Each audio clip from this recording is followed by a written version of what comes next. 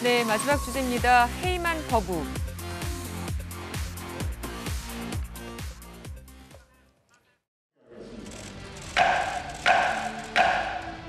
교섭단체의 대표연설을 실시하던 중에 여야 합의 없는 쟁점 안건을 처리한 전례가 있습니까? 박진 장관이 무엇을 잘못했습니까? 위법이나 불법이 있었다면 탄핵 소추를 했을 것입니다. 자신이 없으니까 해임 건의를 했잖아요.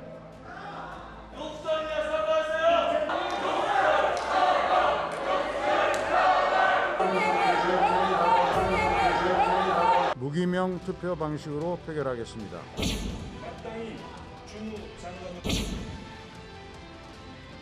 국무위원 외교부 장관 박진 해임 건의안은 가결되었음을 선포합니다.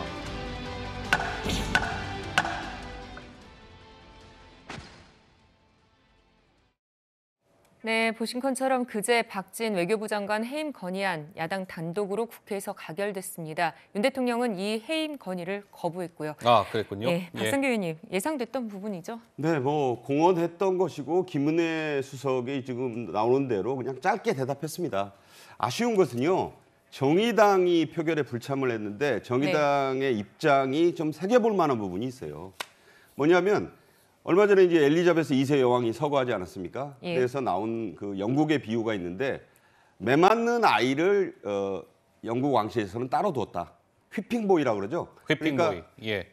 왕자는 어떤 경우에도 매를 맞을 수 없다. 따라서 왕자가 잘못하면 왕자 대신에 매를 맞는 그 아이가 있었다. 이런 비유를 들면서 과연 이 대목에서 박진 장관은 윤석열 대통령의 여러 가지 문제에 대한 책임을 물은 것인데 국회가 이제 문책을 했을 때 네. 저렇게 또 일축을 하면 아까 앞에 나왔지만 이재명 대표의 그 수위가 올라간 것도 이게 도화선이 되고 방아쇠가 됐던 거라고 저는 봅니다. 예. 따라서 국회가 그래도 제1당이 이렇게 압도적으로 가결을 해서 보냈을 때 대통령이 사실 거기에 살짝 비속어 논란 같은 경우에 수사를 적당히 잘 해서 뭐 유감 표명 정도를 하면서 이걸 거절을 하더라도 그렇게 해서 넘어갈 수 있는 방법이 있거든요. 제가 일주일 전에 이 자리에서 뭐라 그랬냐면 도어스태핑 같은 형식으로 기내에서든 예. 현장에서든 13시간 안에 충분히 아마 김은혜 수석이 이런 일이 있었다고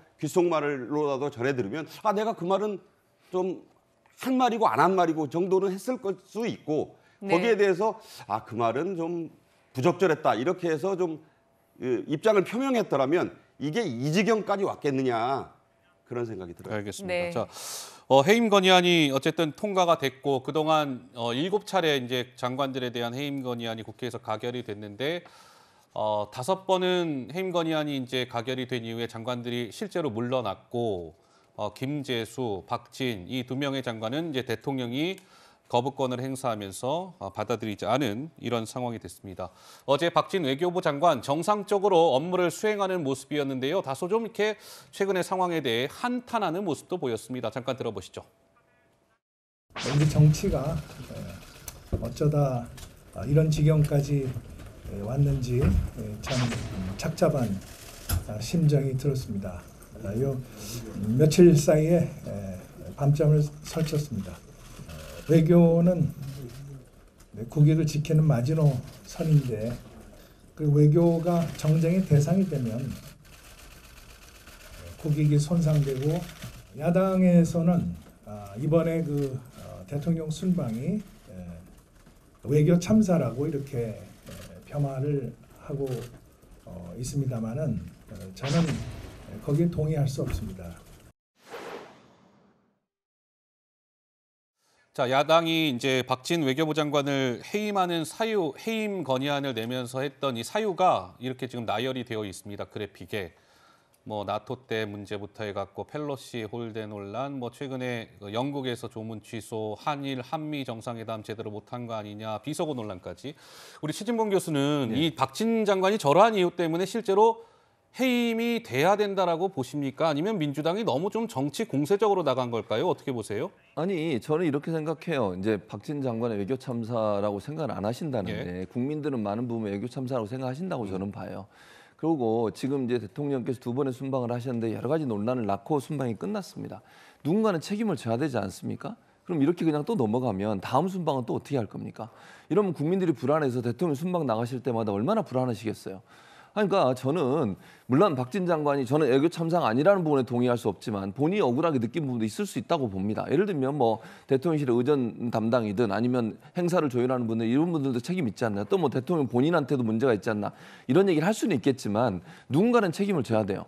그렇다고 대통령한테 물러나라 할 수는 없잖아요. 지금 임기가 보장된 분이시잖아요. 그러면 누군가는 대신 책임을 져야 돼요. 그리고 최고의 수장인 외교부 장관이 책임질 수밖에 없는 상황이라고 저는 봅니다.